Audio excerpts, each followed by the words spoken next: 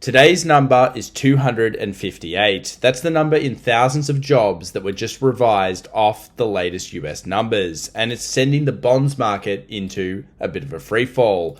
So what's in store for one of the biggest weeks ahead in 2025 as markets drop some key levels, whether it's the Nasdaq, the S&P 500, or even everybody rushing into gold and silver? In today's special weekend edition, we take a look at what you need to be watching and, more importantly, what it means for all of us as traders and investors. Guys, do not go anywhere. That was one wild result, and I think it might be getting even crazier very soon.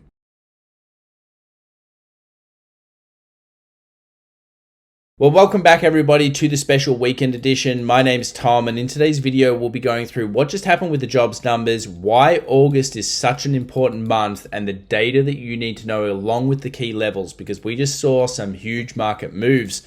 But let's kick things off here with the jobs numbers. And really the big number here was the revisions. And as you guys are probably already aware, it was pretty bad. Now, just a quick bit of housekeeping. I was traveling as we're on a bit of a vacation, but I want to make sure that I get this video out to you guys. As you know, if you're a new viewer as well, make sure to subscribe and hit those bells. If things happen, we need to be on top of it. And this is one of those weeks. So let's take a look here at the surveyed result. 104,000, the actual number 173. Okay, not that bad. But then the revision started coming in. May was supposedly 144K. And as you guys know, we call these the fake jobs numbers for a reason, because we end up getting 19,000.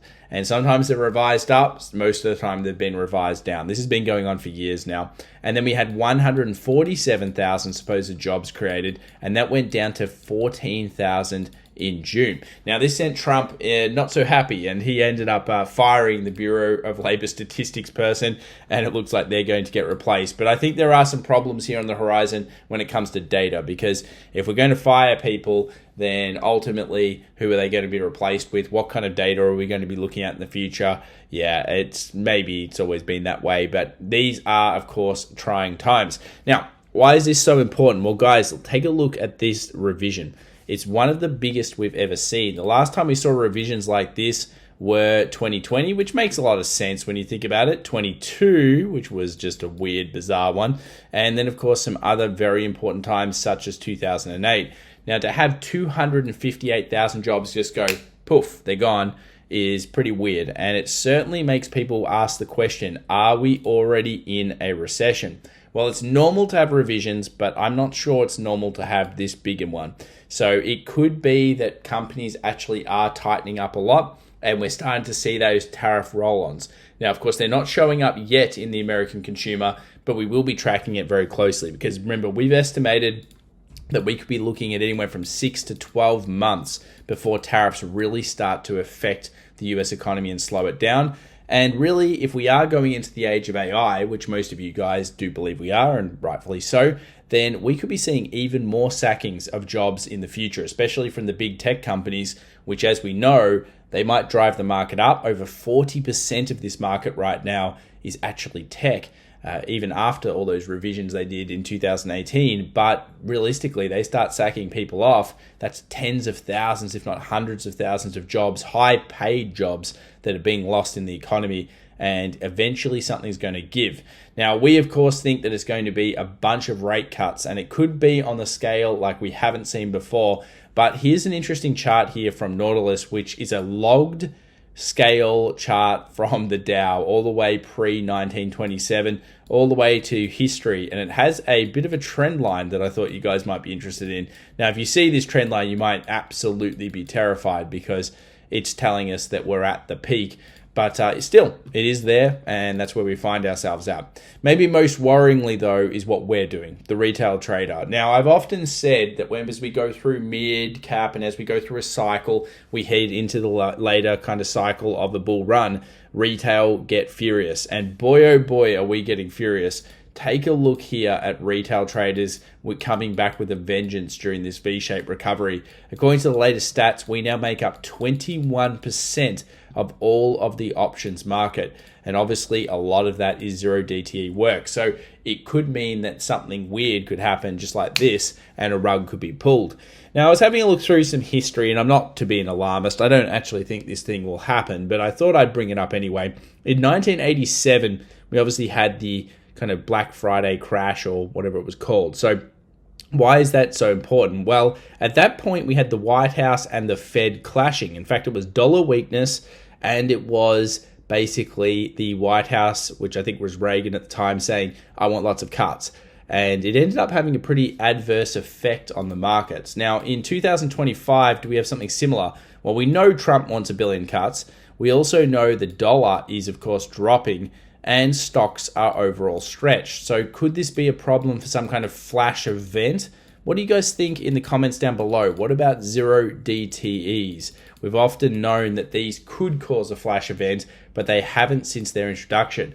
This will be a very interesting next 12 months. And guys, I got to say, I'm probably very excited for this market because I think that whether it keeps ramping up and it just keeps going ballistic and we get into significant euphoria, or whether we see a lot of volatility like we kind of expect, there's going to be opportunity. So one of the things we talk about here on the channel is an abundance mindset. When there's extreme fear, maybe you want to be a little bit greedy. When there's an extreme greed, maybe you want to be a little bit fearful. Remember, just a week or so ago, we actually got into extreme greed. Now, you may not see it here because this chart didn't track it properly based on the week close, but we were at extreme greed, and now we're already back to neutral.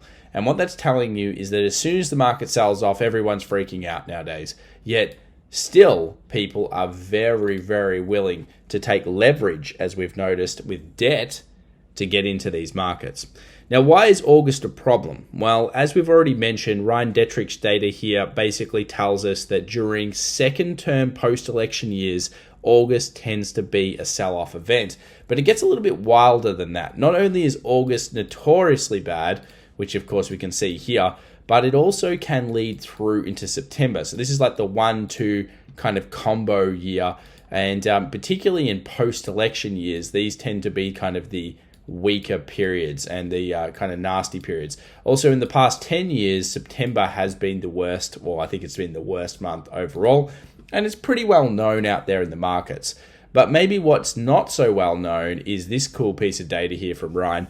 And it's that something generally seems to come out of the blue in August. And we've actually had a couple of years so far of these types of things. We had that Powell remaining hawkish at Jackson Hole. We've had a whole bunch of yen stuff. I mean, 2024 was the yen carry trade unwind, which obviously caused semiconductors to drop and just the general market to go a bit haywire. But I guess we've got to expect the unexpected during this Q3 phase. And although we've talked about it, it does seem to be coming through in some of the technicals, particularly the 20-day moving average. Now, if you've been watching for a long time, you would know that we love the 20-day moving average. Now, why do we like it? Well, it's one of the most well-used. I like the 20-day. I like the 20-weekly. And I call the 20-weekly the mean reversion, which is a great level for dip buyers to be taking a look at markets and, of course, assessing their risk parameters. Well, according to Subu Trade, you can see here 1 day later, 2 days later, 3 days later, after taking a 20-day moving average by means of usually being super bullish, then it isn't actually that great a stat even upwards of 2 weeks later. So it can get a bit volatile around here. And while markets may rally back up initially, they can fall a little bit further. We'll take a look at the key levels on the charts very soon. What about the NASDAQ 100 as a percentage of stocks with RSI below 30? Well, this is an interesting one because we've just actually gone from being kind of like normal to becoming oversold in just a few sessions. Now, you might on the surface of it saying, well, if we get oversold really quickly, then shouldn't that be a buy the dip situation? And generally speaking, yeah, that makes a lot of sense. But I think it's important to note that when we've done these threshold moves in the past, it's actually been a little bit lackluster in terms of the returns moving forward. So it hasn't been that kind of ballistic V shape that we've been seeing over the last couple of months. And I think that's because now the market said, oh yeah, we recognize there are some problems here now. It's like we all knew they were there. You see what I mean about these markets? They just come up with an excuse. Yeah, oh, the jobs numbers, we lost lots of jobs.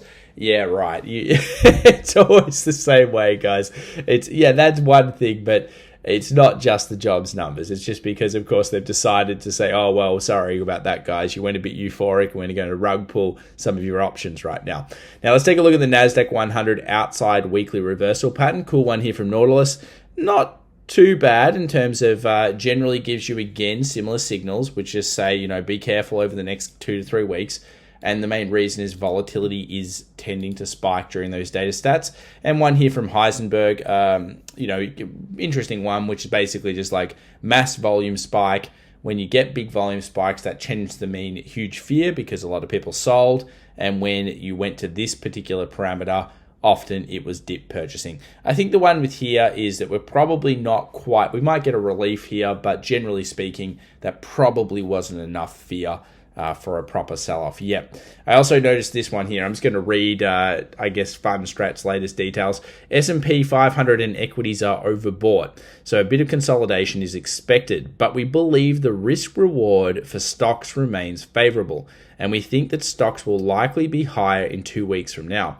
Now, this is based on, of course, history. I'm not sure about these bearish engulfing candles, by the way, but anyway, the main thing is here that we've obviously got some markets from the perspective of selling quickly and then rallying quickly. And of course, that's been the general trend. The general trend is clearly here, and they're absolutely correct, which has been that as soon as we've dipped, it's only been a couple of days, and then it's just been rally, or at least stay firm. Now, August, September do tend to be a bit more volatile, so I would still expect at least mean reversion. I'd like to see mean reversion, which is the 20 weekly. But we don't really have a huge amount of selling yet. Now, in our last video, we talked about the emergence of the dark pools, the biggest amount of dark pools that we'd had in a while.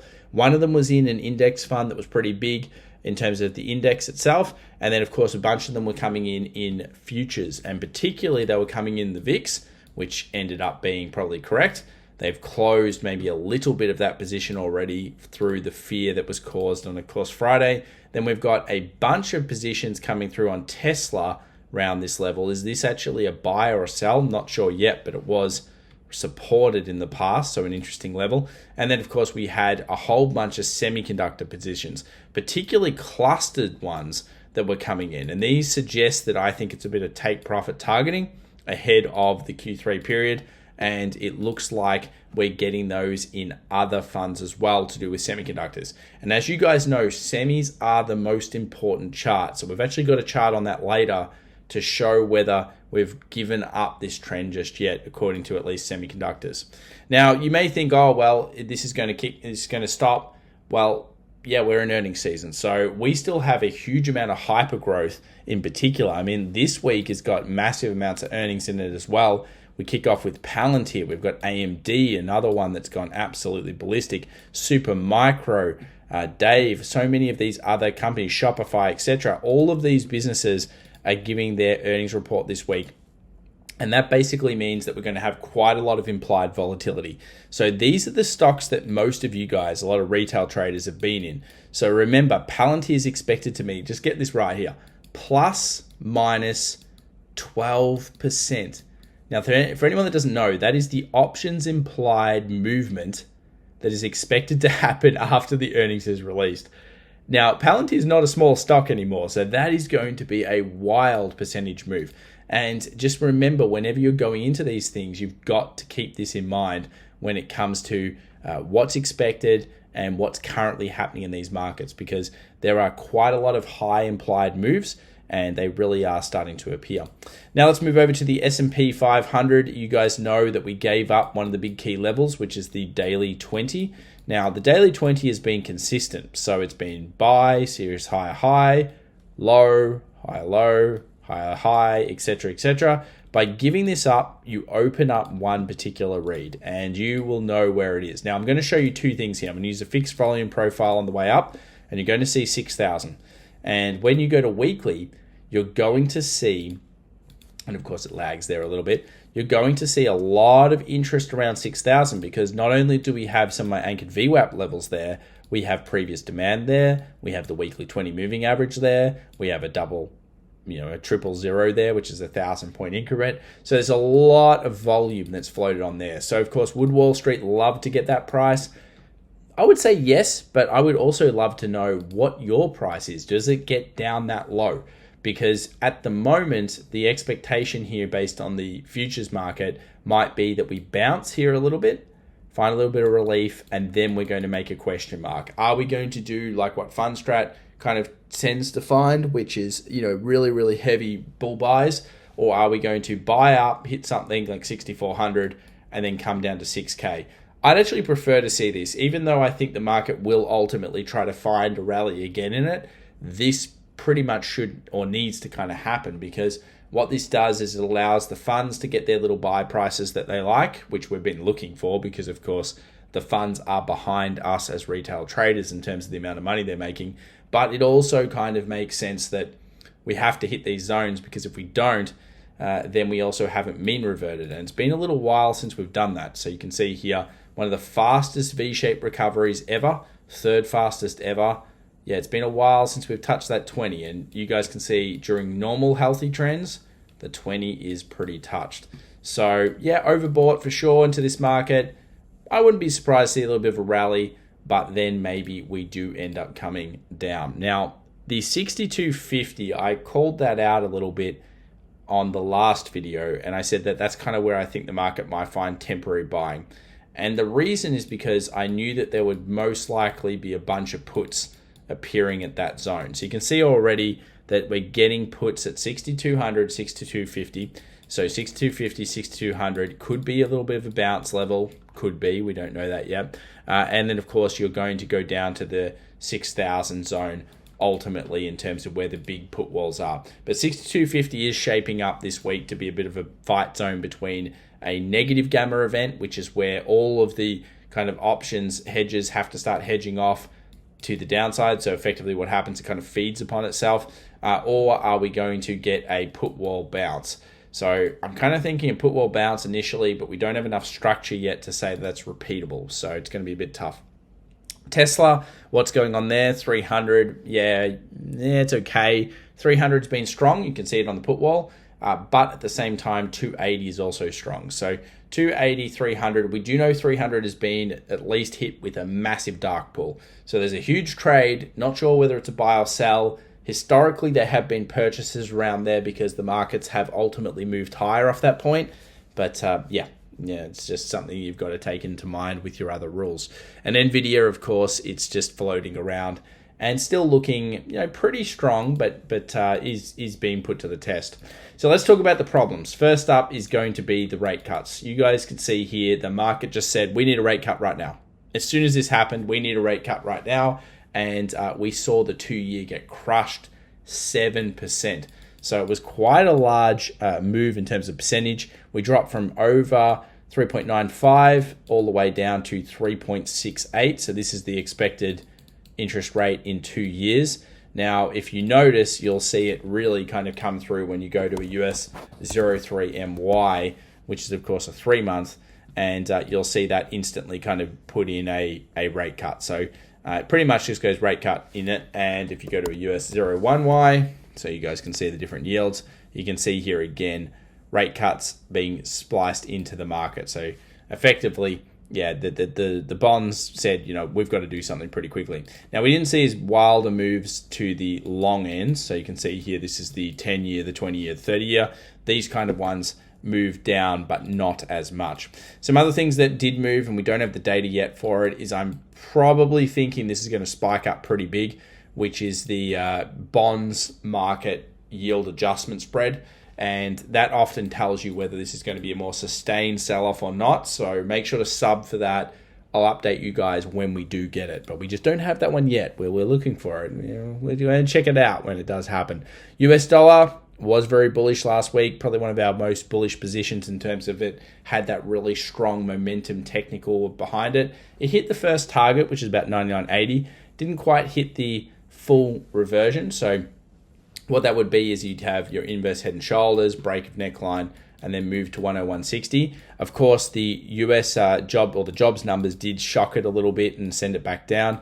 And that's because if we do see yields drop off a cliff, generally the US dollar will drop. But if yields start to turn back up again for whatever reason, then of course dollar would pick up. So for now, the trade's live still. It's hit its first target, not its second target. And yeah, be watching this very closely. Remember, our long-term macro perspective is that the dollar will drop. And I think that, of course, Trump will really want to get a ton of cuts done. They're already having another bit of a online thing where Trump's not liking Jerome. It's too late, Jerome, he says.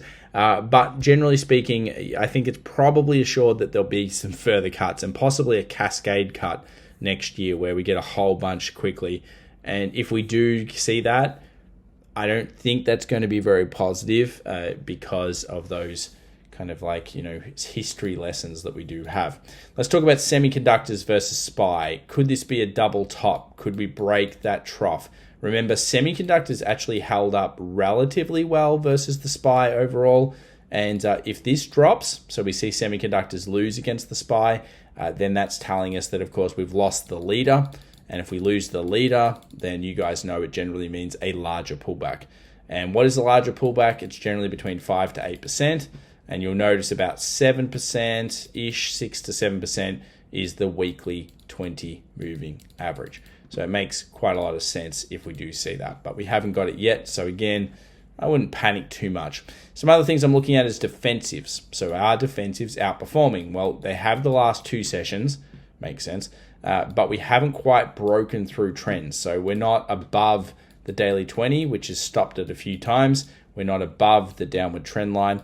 And it seems like that's the same thing that we've seen here on healthcare versus SPY as well. Not above the daily 20, not above the trend line. So again, not seeing a super defensive switch, which would be usually when you get a larger pullback. So at this stage, haven't got it yet. What about copper? Just wanted to bring this up because it dropped off so substantially. Obviously, it shows in some ways the fragility of the markets. Do remember it didn't affect single stocks as much, but still, this tariff on, tariff off stuff does hurt, and that was really bad if you were in the futures market on those. So obviously, you've got to be careful this year, especially with anything that we call it pegged, which basically means manipulated by a government policy of some kind in a way that it's very targeted. Now, what about this gold position? We saw gold find buyers. It went above the higher high, or the high over here of 33.36. It does look pretty strong. It found a very strong move straight after those jobs numbers came out.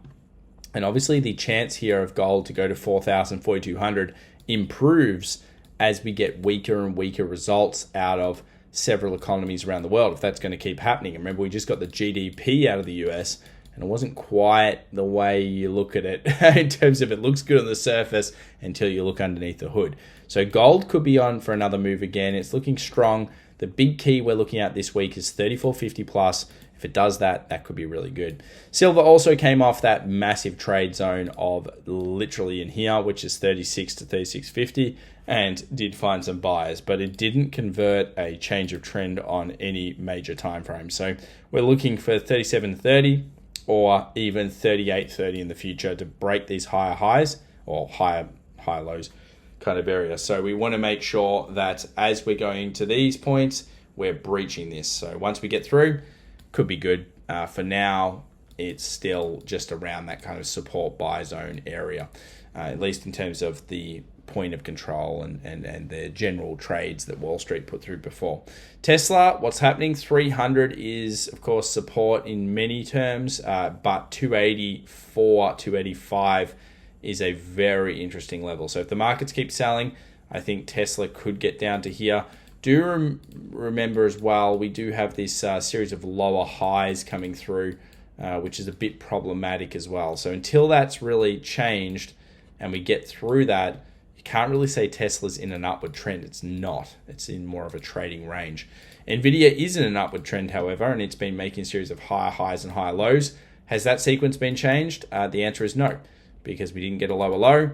We are still holding the daily 20. And as we saw before, semiconductors are still holding against the SPY. So it's not like terrifying or anything at this point. It looks like more of a pullback by the street just to hopefully, I guess for them, get their buy zones they want.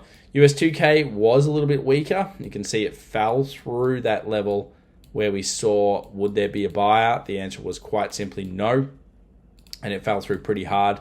And this has been weak for a while now. It did actually get back to the weekly 20. So this one did get back to mean reversion.